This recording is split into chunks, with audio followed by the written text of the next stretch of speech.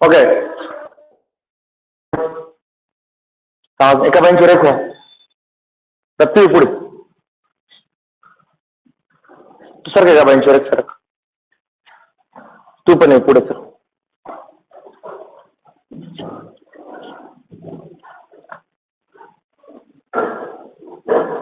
Okay ठीक आहे.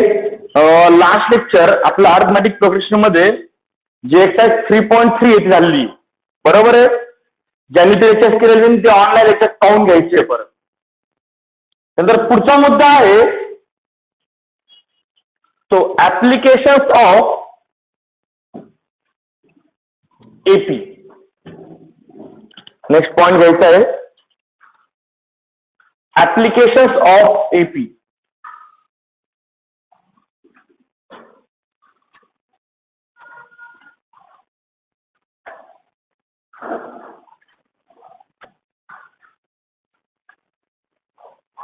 Applications of AP.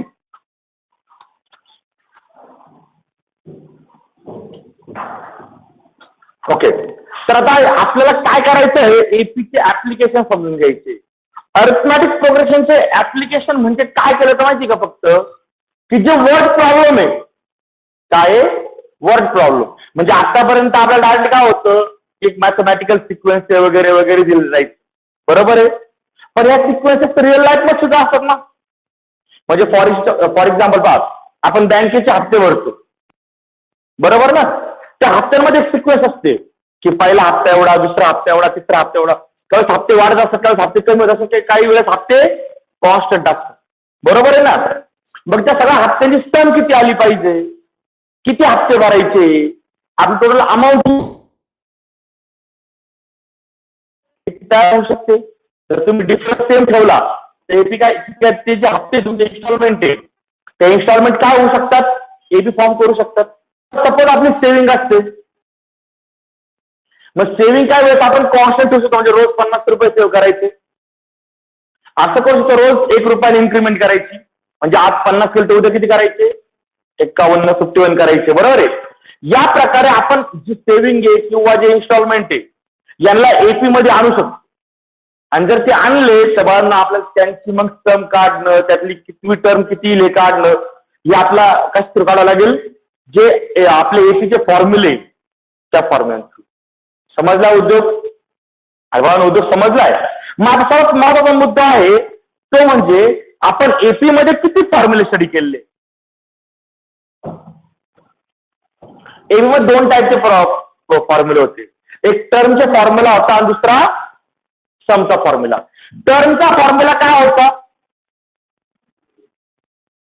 टर्मचा formula होता TN is equal to A plus हा तुमचा TN चा फॉर्म्युला होता. ही टर्म असते बरोबर आहे. आणि दुसरा फॉर्म्युला होता टोटलचा किंवा त्याला आपण काय म्हटलो समचा फॉर्म्युला. टोटल और सम. टोटल किंवा समचा फॉर्म्युला काय आहे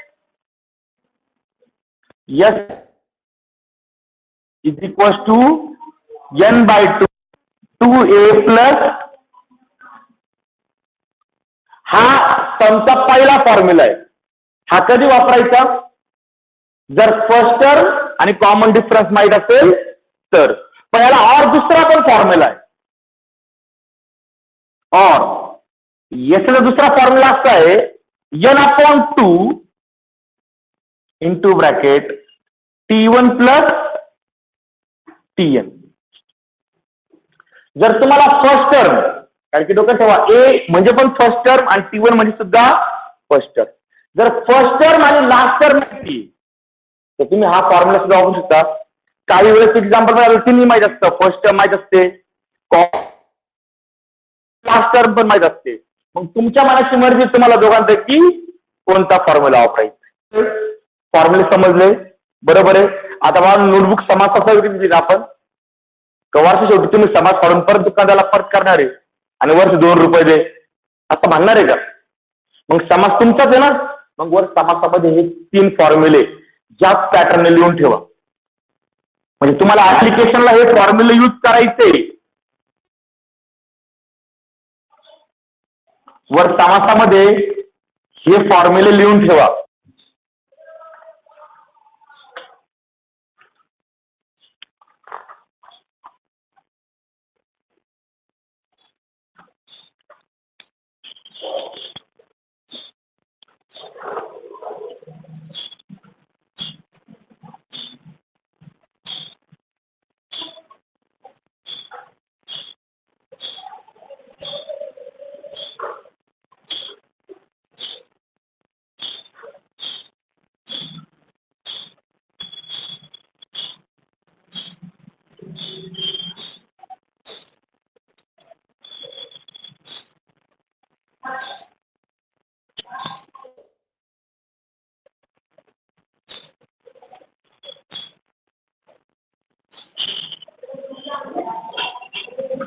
ओके, बाजू लिहिले फॉर्म्युले.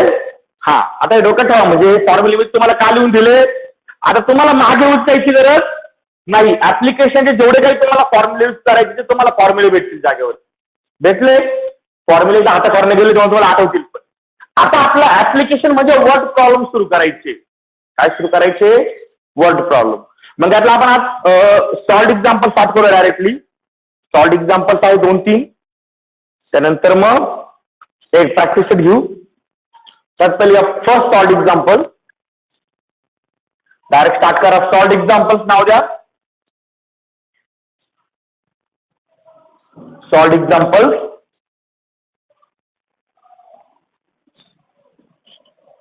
फर्स्ट सॉल्ड एक्झाम्पल घ्या.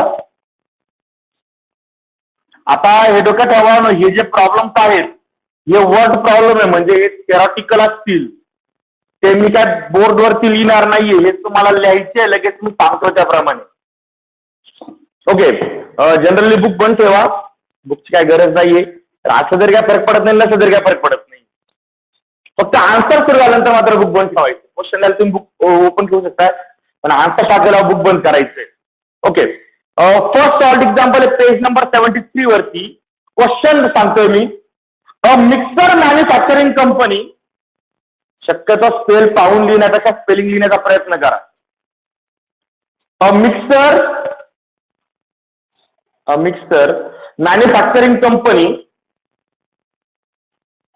अ mixer manufacturing company manufactures a mixer manufacturing company manufactures 600 mixers. 600 mixers in third year. In third year. And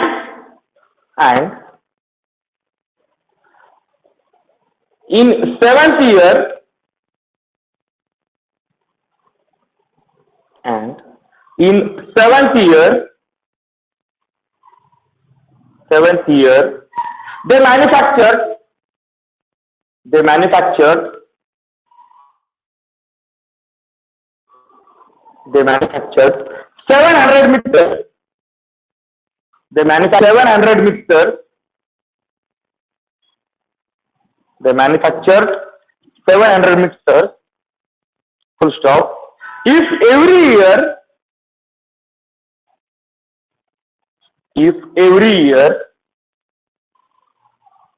they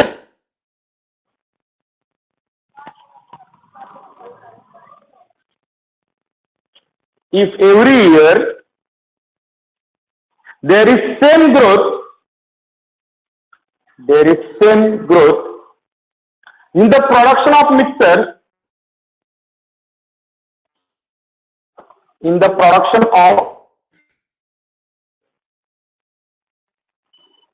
then find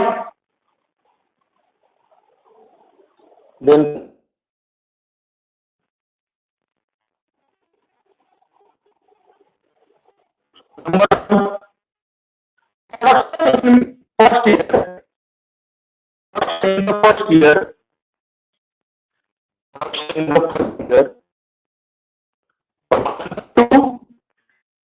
Two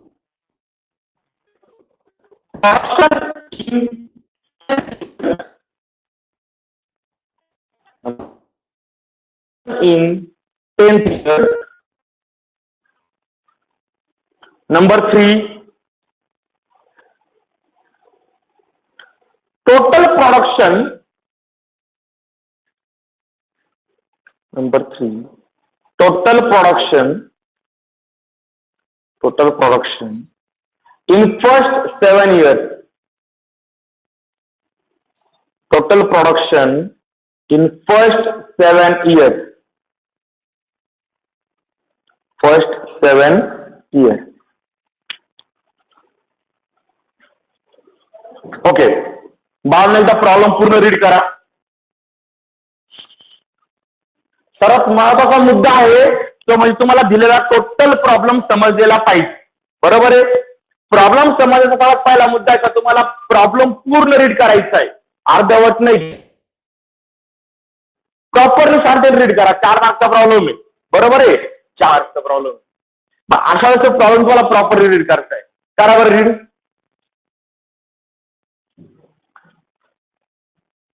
read करताना meaning पण समजला पाहिजे, असं रीड करायचं. मी रीड करतोय. Mixer manufacturing company manufacture 600 mixers in 3rd year. म्हणजे एक mixer manufacturing company. आता आपण महाराष्ट्रीयन, आपल्याला लोकांच्या फायद्यातोट्याशी काही घेणं देणं नसतं. आपला घेणं देणं कशाचं फक्त आपल्या स्वतःच्या फायद्यातोट्याशी. तुम्ही पण आणि मी पण. बरोबर ना. We are Maharashtrian. आपल्याला कोणी लॉस मध्ये जाऊ, कोणी प्रॉफिट मध्ये काय घेणं देणं नसतं. आपला घेणं देणं फक्त कशा असतं, स्वतःशी. बरोबर आहे. मग आता समजा 2 मिनिटं असा विचार करू ती कंपनी दुसऱ्या कोणाची नाही, आपली कंपनी.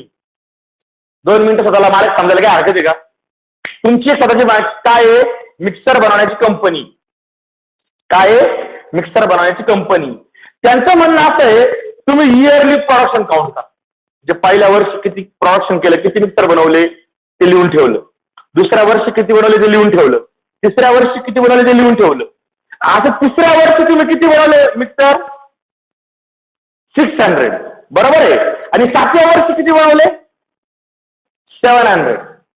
पण त्यांचं म्हणणं असं आहे की दरवर्षीची काहीतरी ग्रोथ होते ना. आता क्लिअर कट दिसतंय. तिसऱ्या वर्षी किती बनवले? 600. 7व्या वर्षी किती बनवले? 700. म्हणजे ग्रोथ झाली ना. 100ने ग्रोथ झाली. मग ही ग्रोथ त्यांचं म्हणणं आहे प्रत्येक वर्षी होणार आहे. म्हणजे तुम्ही कधी सारखे मिक्सर बनवले, पहिल्या वर्षी जेवढे बनवले त्याच्यात जास्त दुसऱ्या वर्षी बनवले, तर जास्त तिसऱ्या वर्षी बनवले, तर जास्त 4थ्या वर्षी बनवले. असं प्रत्येक वर्षी तुम्ही काय केलं, त्यांची जी नंबर आहे मिक्सरचा तो काय गेले इन्क्रीज करत गेले. बरोबर आहे. आता त्यांचं म्हणणं असं आहे की हा जो काही नंबर इन्क्रीज झालाय तो तिसऱ्या वर्षी किती होता, तर 7व्या वर्षी किती होते.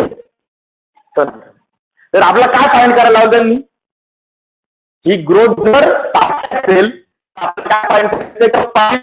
किती ग्रोथ आहे, पहिल्या वर्षी आपण किती मिक्सर बनवतो फाईंड करायचं, 10व्या वर्षी आपण किती बनवणार आहे. बरोबर आहे. पर्यंत 7व्या वर्षापर्यंत आपण किती मिक्सर बनवले. म्हणजे थोडक्यात बोलतो आपण काय करतो इकडे बघा, सिंपल सांगतो. हे फर्स्ट इयर, हा number of mixer of first year, पहिल्या वर्षी बनवलेले मिक्सर. बरोबर आहे. दुसऱ्या वर्षी हे 2nd इयर, हे 3rd इयर, हे 4th इयर, हे 6th इयर आणि हे काय आहे 7th इयर. तुमची कंपनी सध्या झालेला पूर्ण झाले. तुम्ही तिसऱ्या वर्षी किती बनवले 600, 7व्या वर्षी किती बनवले 700. अजून 10th इयरचं प्रोडक्शन झालंय का तुमचं 8, 9, 10. तर आपल्याला काय काय करायचं, फर्स्ट इयरचं प्रोडक्शन जे आपण केलं. बरोबर आहे. हा नंबर काउंट करायचा आहे. तर फ्युचरमध्ये आपण ज्या स्कीमने गेलो तर 8, 9 आणि 10th इयरला जे करणारे हे प्रोडक्शन फाईंड करायचं किती. बरोबर आहे. आणि तिसरा मुद्दा आहे की तुम्ही इथे आलेले सध्या या स्टेपवर तुम्ही थांबलेले. बरोबर आहे ना. मग त्यांना काय विचारलंय की आतापर्यंत टोटल म्हणजे 7 वर्षामध्ये तुम्ही टोटल प्रोडक्शन किती केलं आतापर्यंत ते फाईंड करायचंय. बरोबर आहे. अरे भावांनो बरोबर आहे का. ओके. मग आता मला सांगा, जर प्रत्येक वर्षी जी ग्रोथ झाली ती जर सारखी असेल, ग्रोथ झाली ती कशी असेल सारखी, म्हणजे जेवढे नंबर इथं वाढले तेवढेच नंबर इथं वाढणार, प्रत्येक ठिकाणी वाढलेली जी ग्रोथ आहे ती इन्क्रीमेंट आहे, ती इन्क्रीमेंट कशी आहे, सारखी ना, मग इन्क्रीमेंट सेम आहे, याचा अर्थ जर मी डिफरन्स घेत गेलो डिफरन्स सेमच येईल ना, अरे बरोबर का नाही, जर प्रत्येक वर्षी वाढलेला नंबर सेम आहे तर पुढच्या नंबर मधला मागचा नंबर मायनस केला का मला इन्क्रीमेंट भेटणार आहे, किती असणार आहे, सेम असणार आहे.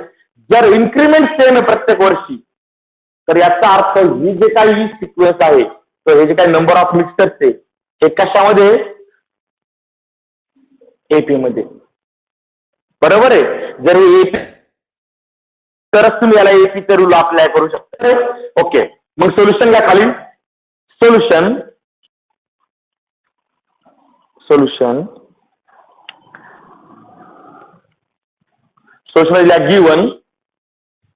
गिवन. आता क्वेश्चन मध्ये वाक्य लिहितोय मी डायरेक्टली, एव्हरी इयर, क्वेश्चन मध्ये आपल्याला लिहायचं लगेच, solution given, every year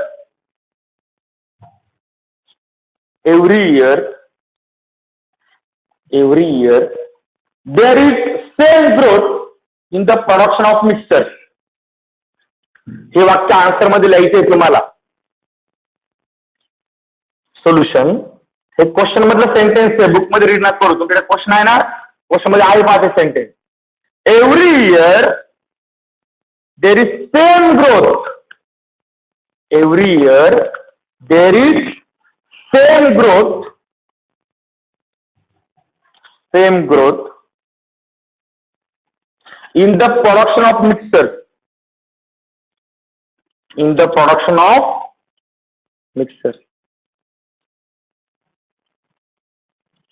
therefore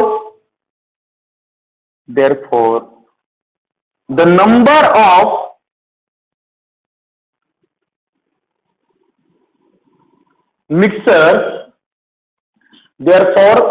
number of mixtures produced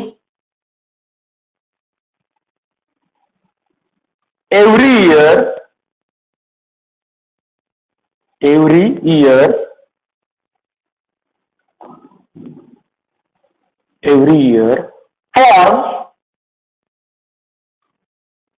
forms an AP.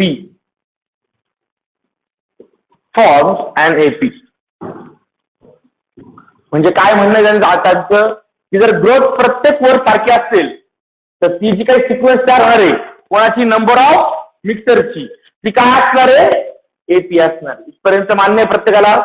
Okay, and आता काय काय दिलं ते लिहूया आपण. अँड तुम्हाला काय दिलंय, थर्ड इयरला बनवलेले मिक्सर दिले म्हणजे टी तो 600 आहे, बरोबर का. आणखी काय दिलं, T7 दिला,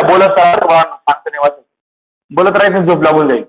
T7 दिला म्हणजे 7th इयरला बनवलेले मिक्सर किती यांचा नंबर दिला, किती तो 700. ओके, हे तुम्हाला दिलेलं आहे.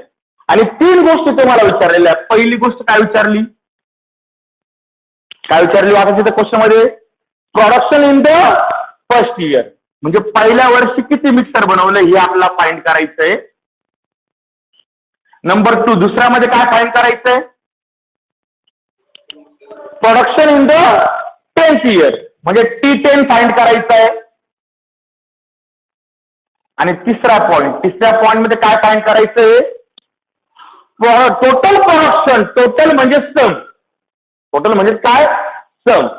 तो total production in the first 7 year, मग टोटल म्हणजे सम म्हणजे S7 फाइंड करायचं, बरोबर आहे का. आता हे जे काही लिहिलं ना बघा आपण, आता परत क्वेश्चन रीड करायची गरज राहील का आपला, नाही. क्वेश्चन आले, आता परत क्वेश्चन रीड करायचा तुमच्याकडे आला आहे. हा तुमच्या क्वेश्चन मधला डाटा आहे, तर तुम्हाला ह्या 2 गोष्टी दिलेल्या आहेत, विचारलेल्या आहे, बरोबर आहे. मग आता 1 बाय 1 दिलेलं काय हे पहा, टी दिलेलं आहे, बरोबर आहे ना. जर डायरेक्ट म्हटलं तर आम्हाला हा तिसरा फाइंड करायचा S7 फाइंड करण्यासाठी ए आणि डी माहिती पाहिजे, माहिती का आपला आहे का दिले पुढे, नाही. इथे पण बघा तुम्हाला टी आणि T1 आणि T10 साठी ए आणि डी दोन्ही माहिती पाहिजे. माहिती का तुम्हाला? नाही. मग आता आपल्याला काय करावं लागेल? सर्वात पहिले जे दिलेले आहेत ना यांच्यावरनं ए आणि डी फाइंड करून घ्यावं लागेल आणि नंतर मग टीएनच्या फॉर्म्युल्यामध्ये व्हॅल्यू टाकायच्या. हे दोन भेटतील आणि एसएनच्या फॉर्म्युला व्हॅल्यू टाकला का एसएन भेटून जाईल. बरोबर आहे. मग ठीक आहे. मग आता आपला सर्वात पहिले पहिला फॉर्म्युला सोल्युशन गिव्ह अनुसार कोणता घ्यायचा आहे? टी दिलेत ना, मग कोणता फॉर्म्युला घ्यायचा? टीएनचा. मग वी हॅव कोणता फॉर्म्युला घ्यायचा? TN is equal two into D. मान्य आहे का प्रत्येकाला? ओके. आता मी ऍट अ टाइम दोन्ही घेतो. तुम्ही एक खाली घेशाल. मी काय करतो दोन पार्ट बनवून घेतो डायरेक्ट ऍट अ टाइम. म्हणजे काय होईल? डायरेक्ट संगत दोन्ही सॉल्व्ह होतील. त्याला इक्वेशन म्हणायची गरज नाही पडणार किंवा म्हटलं तरी काय फरक नाही पडणार. याला आपण इक्वेशन नंबर 1 म्हणून ठेवूया. हा फॉर्म्युला आहे. त्याला मी म्हणतो इक्वेशन नंबर 1. काय फरक पडणार आहे का? ओके. आता इथे बाबा कसं पहिले इथे तुमच्याकडे आहे टीएन, इथं आहे T3. म्हणजे यांची व्हॅल्यू किती पुट करायची? 5 3. चुकीची बोलची घाण सवय मला, लगेच खालून बोलत जायचं. इथं एन आहे, इथं 3 आहे. मग put n is equal to 3 in equation number 1. या 1 मध्ये यांची व्हॅल्यू 3 पुट करा. म्हणजे T3 is equal to a plus 3 - 1 into d. काय अडचण यामध्ये? ओके. आता बाहेर राहिला प्रश्न T3चा. T3 ची व्हॅल्यू आपल्याला माहिती आहे का? आहे का? कुठे आहे? इथं गिवन मध्ये. बरोबर आहे. आता ही व्हॅल्यू इथे पुट करून दिली. जर ही व्हॅल्यू इथे पुट करून दिली, T3 ची व्हॅल्यू किती आहे? Is equal to a plus, ही सबट्रॅक्शन पण जमव ना. 3 - 1 किती होईल? 4. 2 का? ठीक आहे. अडचण? बरोबर आहे. हे झालं बाळांनो इक्वेशन. Equation number 2. अडचण काही? जसा आपण जर 3 पुट केला होता सेम 7 पण पुट करू शकतोय ना, कारण की T7 ची पण व्हॅल्यू आपल्याकडे आहे. मग इथे यांची व्हॅल्यू किती पुट करता? 7. मग सेम फॉर्मॅट मी 7 साठी करतो. Put n is equal to 7 in equation number 1. आता लिहायचं कोणीच नाही, सगळ्यांनी समजून घ्या. नंतर लिहायला निवांत लिहित बस. बरोबर आहे. Okay. Put n is equal to 7. एकामध्ये यांची व्हॅल्यू 7 पुट करू आपण. मग इथं होईल T7 is equal to a plus 7 - 1 into d. पण आता बघा परत T7 ची व्हॅल्यू आपल्याला माहिती किती? T7 ची व्हॅल्यू. मग ही व्हॅल्यू बघा आपल्या इथं पुट करता येईल. बरोबर आहे. पुट करून देऊ तिथे व्हॅल्यू. T7 ची व्हॅल्यू किती पुट करायची? Is equal to a plus 6 d. Equation number equation number 2 मधला 600 पूर्ण पुट केला. इक्वेशन नंबर 3 मधला 700 पूर्ण पुट केला गिवन वरनं. बरोबर का? आपल्या मनाने घेतलं का आपण? नाही. ओके. इथपर्यंत काय अर्थ वाटते? हा. आता बघा मला ए आणि डी फाइंड करायचं आहे ना. ऑलरेडी 2 इक्वेशन बनलेले. मग या दोघांच्या सबट्रॅक्शन किंवा ऍडिशनने आपण ए आणि डी फाइंड करू शकतो. आता मला क्लिअर कट दिसतंय कोण सबट्रॅक्शन घेतली तर एक कॅन्सल होतो, दुसरा उरतो. मग कोणतं इक्वेशन मोठं आहे? सेकंड इक्वेशन मोठं आहे का थर्ड इक्वेशन मोठं आहे? थर्ड मोठं आहे. सबट्रॅक्शन करायची तर मोठ्या इक्वेशन मधनं लहान इक्वेशन मायनस करावं लागेल. मग मोठ्या इक्वेशन मधनं आपण लहान इक्वेशन मायनस करू. Equation number 3 minus equation number 2 we get. ते वर्डिंग मध्ये पुरवलेलं असं नाही. Subtracting equation number 2 from equation number 1 निबंध लिहायचे नाही, शॉर्ट मध्ये लिहून टाकायचं. आता टाइम जास्त नाही. Example 700 is equal to a plus 6d. यातनं मायनस करायचं तुम्हाला 600 is equal to a plus 2d. Okay. हा. आता मायनस करायचं म्हणजे सेकंड इक्वेशन साइन चेंज करायचं. केले? हा. सगळ्यात पहिले 600 - 700 सॉरी 700 - 600 100 इज इक्वल टू, इथे बाळांनो हा प्लस आहे हा मायनस आहे, काय होऊन जाईल कॅन्सल. आणि 6d मायनस 2d, जुना साईन नाही नवीन साईन घ्यायचं. 6d मायनस 2d किती येईल 4d. अडचण काही? ओके. आता बाळांनो हा 4 इकडे मल्टिप्लाय, d ला मल्टिप्लाय ना, इकडे आला तर या 100 ला काय होणार डिवाइड. देअरफॉर मी साईड चेंज करून होतो, d is equal to 100 upon म्हणजेच किती 25. देअरफॉर मला d ची व्हॅल्यू भेटली 25. बरोबर आहे. आता d भेटला 25. आता बघा जर तुमच्या मनाची मर्जी आहे तर तुमच्याकडे दोन इक्वेशन आहे, इक्वेशन नंबर 2 पण आहे आणि इक्वेशन नंबर 3 पण आहे. आता तुमच्या मनाची मर्जी तुम्हाला डी कुठे पुट करायची, पण शक्यतो मोठ्यामध्ये पुट करण्यापेक्षा छोट्यामध्ये पुट करा म्हणजे कॅल्क्युलेशन छोटे येतील. मग आपण असं करूया, ही जी काही व्हॅल्यू आहे डी ही व्हॅल्यू इक्वेशन नंबर 2 मध्ये इथे पुट करू, चालेल का? म्हणजे पुट दिस व्हॅल्यू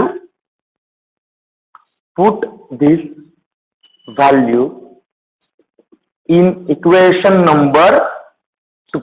ही व्हॅल्यू इक्वेशन नंबर 2 मध्ये पुट करून, जर इक्वेशन नंबर 2 मध्ये पुट केली तर काय होईल, देअरफॉर इक्वेशन 2 काय होईल पहा, 600 is equal to a plus 2 into 25.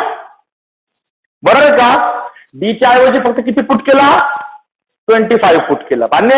Okay. आता मल्टिप्लिकेशन करून घ्या, म्हणजे काय होईल 600 is equal to a plus 2 into 25 किती होईल 150. ठीक आहे. ओके 50 तुम्ही म्हणता म्हणून लिहिलंय. ओके. हा इकडे प्लस आहे, येला इकडे आला तर रे मायनस होईल, म्हणजे देअरफॉर नॅचरली चालेल का a is equal to 600 minus 50. Side change करून घेतली लगेच. कॅल्क्युलेट करा 600 मायनस 50 इज इक्वल टू येणार ना, मग a is equal to 600 minus 50. Therefore a ची व्हॅल्यू किती आली 550. मग आता बघा आपल्याला डी भेटला, ए भेटला, आपलं टार्गेटच ते होतं ना, डी आणि ए काढायचं होतं आपला. ओके. मग पहिले मला बघी चेक करतो, मला काढायचा कोण आहे T1. बरोबर आहे. T1 म्हणजे काय रे फर्स्ट टर्म, आणि फर्स्ट टर्म म्हणजे कोण असतो ए. बरोबर आहे. मग आता first part, we know that,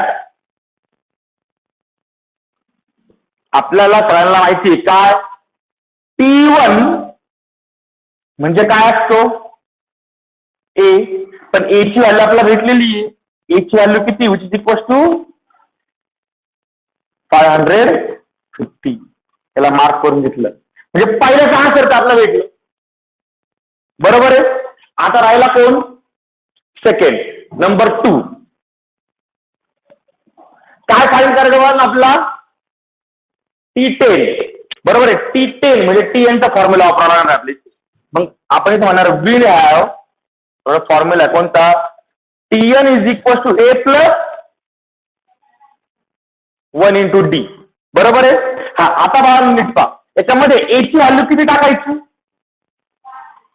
550.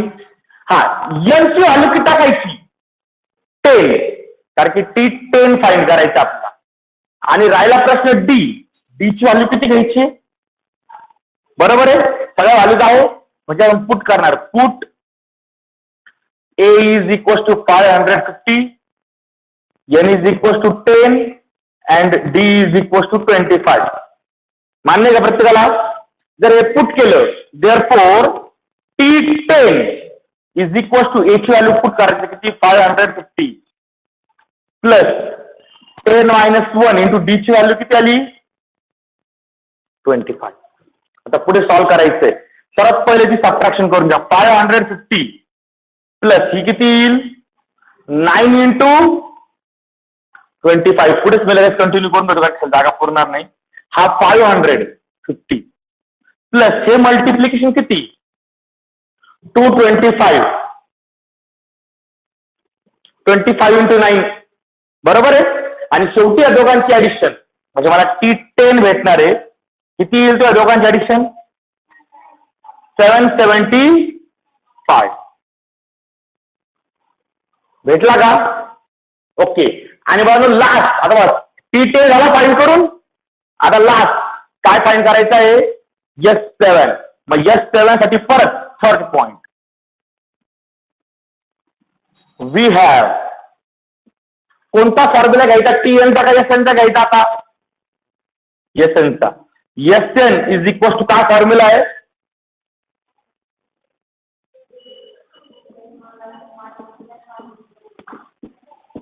Okay. एखादा हा पण फॉर्म्युला घेऊ शकतो किंवा एखाद्याने N/2 N-1. एखाद्याने हा फॉर्म्युला नाही घेता, SN चा फॉर्म्युला कोणता घेतला? SN is equal to N/2 into bracket T1 plus TN, आणि नंतर यांची व्हॅल्यू 7 पुट करायची ना. T1 चा आहे आणि T7 सुद्धा आहे ना आपल्याकडे, डायरेक्ट आन्सर येईल त्याने सुद्धा. ओके. पण आपण तो नाही घेता, हा घेतला. इथे आपण पुट करणार. पुट यांची व्हॅल्यू किती घ्यायची? सर्वात पहिले तुम्हाला S7 फाईंड करायचा ना, मग यांची व्हॅल्यू किती घ्यावी लागेल? 8. 7 का? ठीक आहे, चला 7. A ची व्हॅल्यू 550 आणि D ची व्हॅल्यू 50, 25. ठीक आहे. हे सगळ्या व्हॅल्यू पुट करा त्याच्यामध्ये. मग देअरफॉर काय होईल? S7 is equal to 7/2 into bracket 550 plus N-1 म्हणजे 7-1 into D किती आहे? 25. अडचण बोला बरं. व्हॅल्यू पुट केलं काय अडचण आहे? आता हे सॉल्व्ह करायचं आहे. आता फक्त मी शॉर्ट मध्ये सॉल्व्ह करणार आहे. 7/2. 7 हा ऑड नंबर आहे. ऑड नंबरला 2 ने डिव्हिजन होते का? कम्प्लीट नाही. मग तसं राहू द्या. इथे पहिले हे मल्टिप्लिकेशन करून घ्या. 2 इंटू 550 किती येईल? 1100 प्लस ही सबट्रॅक्शन किती येईल? 6. बरोबर आहे. आणि 6 इंटू 25 किती होईल?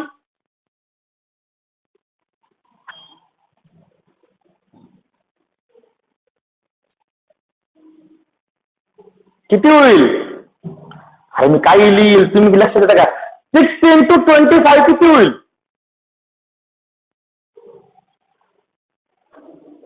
150. अरे सिंपल आहे, टेबलची गरज नाही. बघा 6 इंटू 25 करायचं आहे ना, मग 25 इंटू 2 करा पहिले. 6 बाय 3 इंटू 2 केलं का? तुम्हाला म्हटलं काय करायचं? 25 इंटू 2 इंटू 3. मग 25 इंटू 2 किती झाला? 50. 0 ठेवा तसाच. 5 इंटू 3 15. ओरले असं येतंय ना, जास्त कन्फ्युज व्हायचं नाही. ओके. या दोघांची ऍडिशन करा. पुढे लिहितो मी इथे.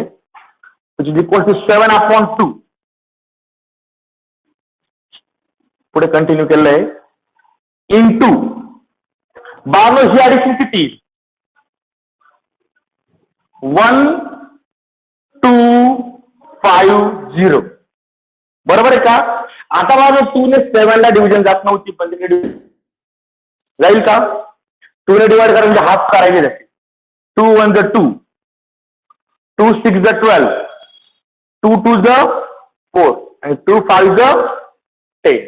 म्हणजे इथे बघा फायनल आन्सर आलं S7 is equal to 7 into 625.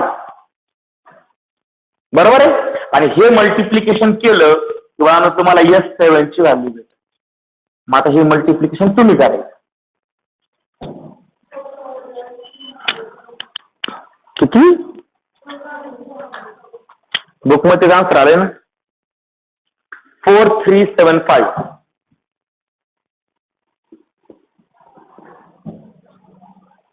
Okay. 92 हे आहे आन्सर. तरी अजून आन्सर संपलेला नाही आहे, कारण क्वेश्चन मध्ये तुम्हाला कुठे T7, T1, T10 आणि S7 विचारलेला नव्हता. बरोबर ना? ते आपण आपल्याप्रमाणे लिहिलं.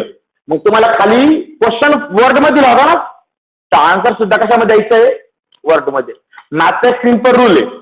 जर तुम्हाला कोणी वीट फेकून मारली ना, तीच वीट धरायची आणि त्याला तेवढ्याच द्वारे त्याच ठिकाणी लागल असं फेकून मारायचं. दुसरं काही उचलायचं नाही. मग आन्सर ज्या फॉर्मॅट लागलं ना, सर क्वेश्चन ज्या फॉर्मॅटला गेलं पाहिजे फॉर्मॅट बदलायचा ओके. आन्सर नोट डाऊन करा. जे घरून लेक्चर करतात त्यांनी स्क्रीनशॉट घेतला ते चालेल किंवा आन्सर लिहिलं तरी चालेल. हे तर लिहिणारच इथे.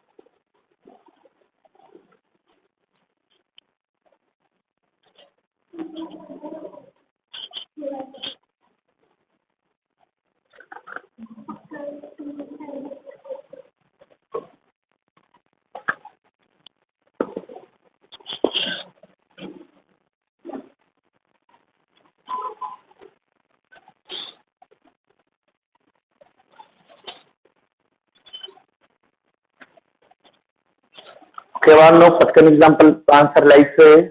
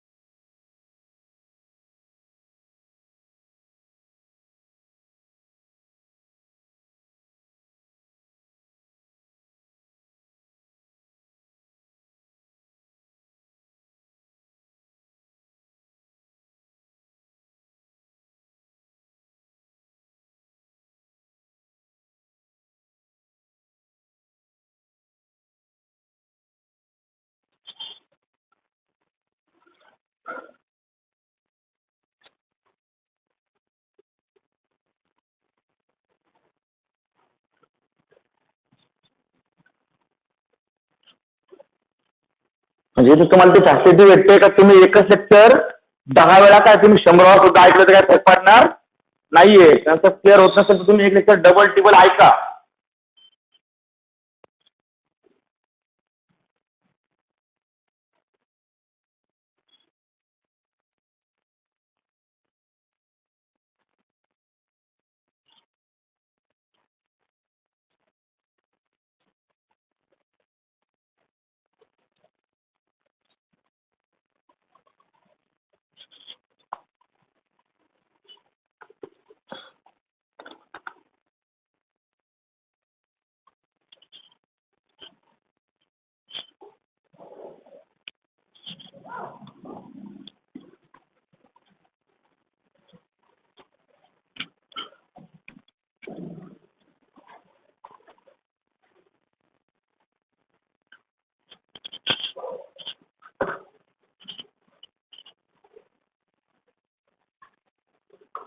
फॉर एक्झाम्पल सीबीएसई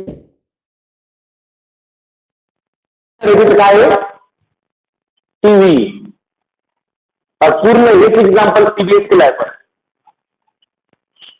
पण सीबीएसई मध्ये अजून काय एवढा मला फरक नसतो. फक्त तुम्ही जे प्रॉपरली केलं तर तुम्हाला पुढे सायन्सचा नंतर फायदा होईल. एक्झाम्पल डिटेलमध्ये करायचं आहे प्रत्येक एक्झाम्पलचा.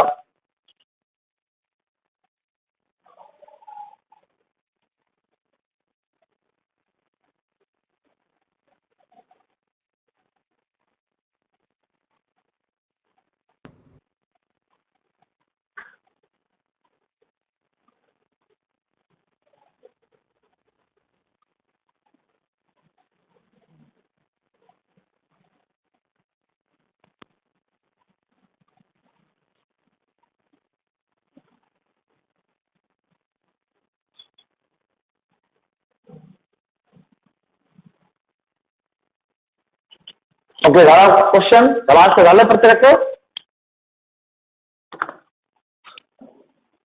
ठीक आहे, झाला. तर एकच मी पुसतोय.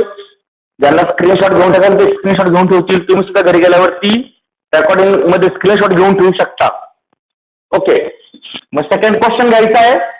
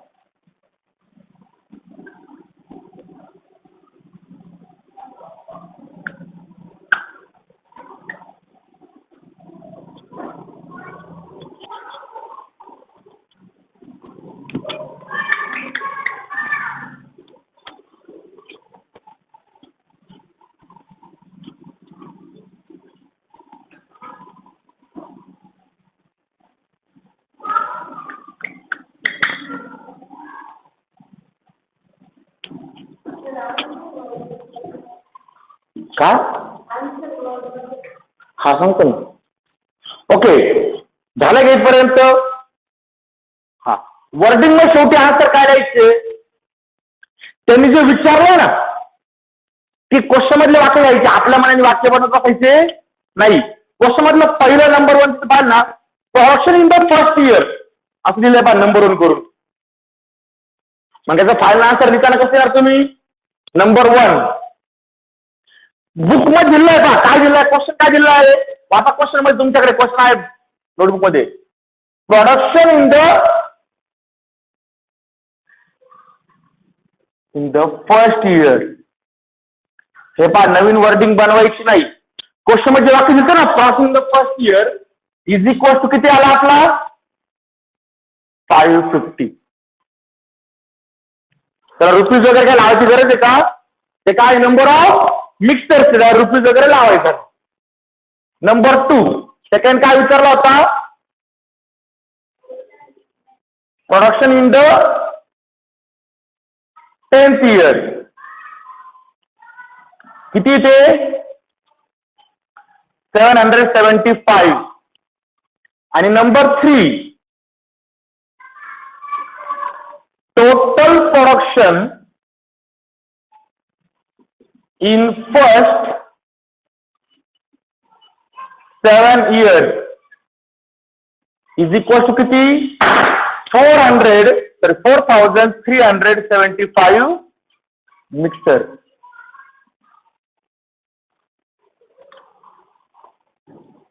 बरोबर आहे. याप्रमाणे बाळांनो शेवटी खाली फाईल आन्सर लिहा. हे पहा, नवीन वर्डिंग वगैरे तयार करायची नाही. काय करायचं, क्वेश्चन मध्ये तुम्हाला दिलं होतं ना, त्याच वर्डिंग मध्ये लिहायचा प्रयत्न करा की जेणेकरून तुमची वर्डिंग चुकणार वगैरे नाही. ओके, नेक्स्ट सेकंड क्वेश्चन घ्या. आन्सर लिहिलं प्रत्येकाने शेवटी बुक मध्ये तुमच्या क्वेश्चन मध्ये आहे ना, जे पुढे इक्वल टू करून फक्त तुम्हाला अमाऊंट लिहायची आहे. ओके, मग ठीक आहे, सेकंड क्वेश्चन घ्या. Question number 2.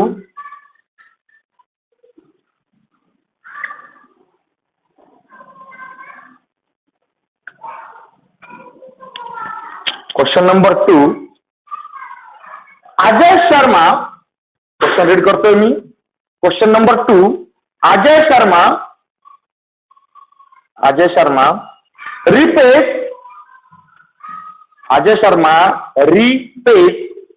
REPAYS repays the borrowed amount, borrowed BORROWED borrowed amount of rupees 3,25,000 by paying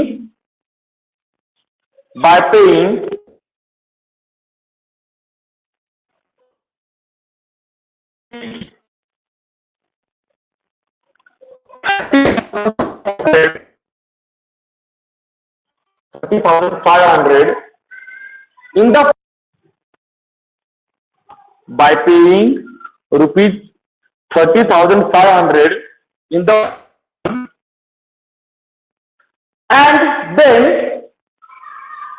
and then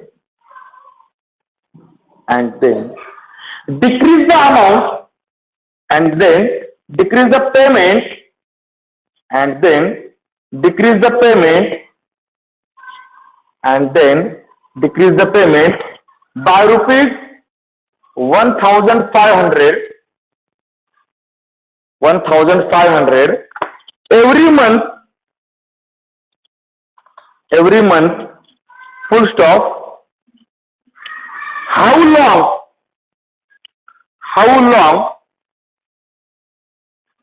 will it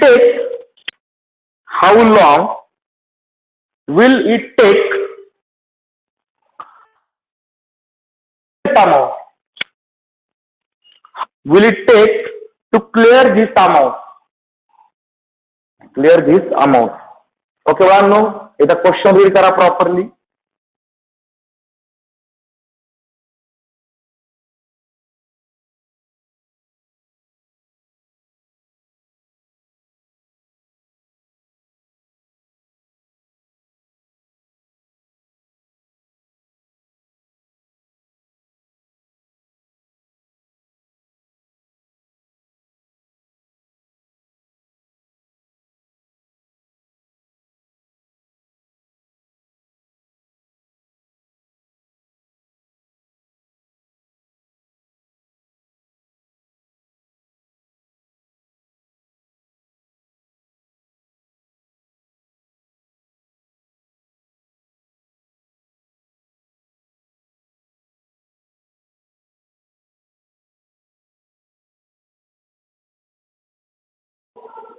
okay, question केला रीड केला प्रॉपरली. ओके, आता नीट लक्षात घ्या. फक्त त्याच्याबद्दल डिस्कशन करू. आज काय होणार नाही वाटत. हा प्रॉब्लेम भरपूर मोठा आहे. ओके, प्रॉब्लेम काय आहे समजून घ्या.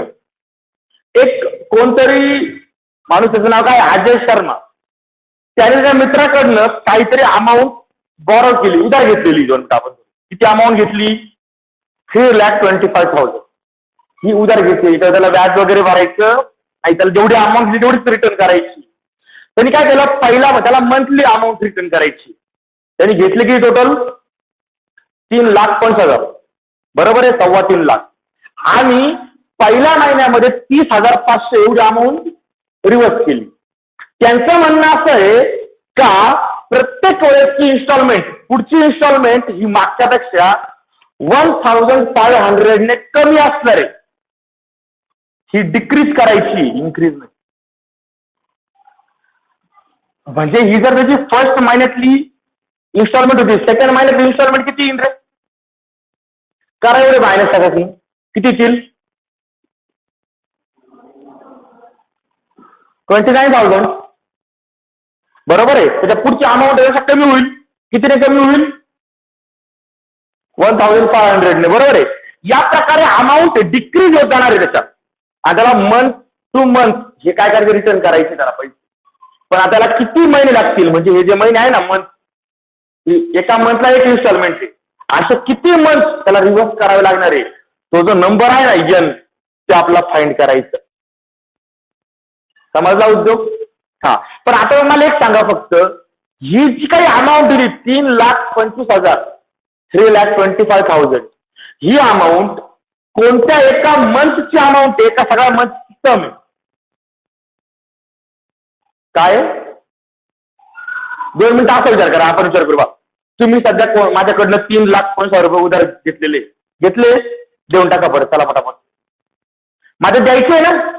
मग तुम्ही गेला पहिल्या महिन्यामध्ये मला एवढे दिले, दुसऱ्या महिन्यामध्ये एवढे दिले, म्हणजे किती डिक्रीज केली अमाऊंट? मी काय म्हटलं, प्रत्येक वेळेस एवढी डिक्रीज करत चाल. मग मला सांगा, ही अमाऊंट जर बारीक बारीक होत असेल तर ही अमाऊंट कधी एवढी होईल? नाही होणार. एका महिन्याची अमाऊंट ती कमी कमी राहिली. पण तुम्हाला मला एवढी अमाऊंट द्यायची ना, ती एका महिन्यात द्यायची आहे का सगळ्या महिन्यांची मिळून सम द्यायची तेवढी? सगळ्या महिन्यांची सम तेवढी आली पाहिजे. मग हे जे काही दिलंय हे 92 SN दिलेला आहे. हा तुम्हाला फर्स्ट महिन्याची इन्स्टॉलमेंट म्हणजे हा ए दिलेला आहे. ही डिक्रीज आहे म्हणजे ही निगेटिव्ह घ्यायची आणि हा डी दिलेला आहे तुम्हाला. कारण की डिक्रीज होते म्हणजे कमी कमी होते ना. मग डी जर डिक्रीज असेल, जर एपी ही डिक्रीजिंग असेल तर डी निगेटिव्ह असतो. मग हा निगेटिव्ह घ्यायचा आणि बाळांनो याप्रमाणे तुम्हाला एन फाइंड करून दाखवायचं. ही आहे क्वेश्चनची थेरी. उद्या परत आपण हा क्वेश्चन घेणार आहे स्टार्टिंग पासून, परत थेरी समजून सांगल आणि मग आपण याचा आन्सर घेऊ. चालेल? ओके ठीक आहे. आता 5 मिनिटं सायन्स लेक्चर चालू होईल.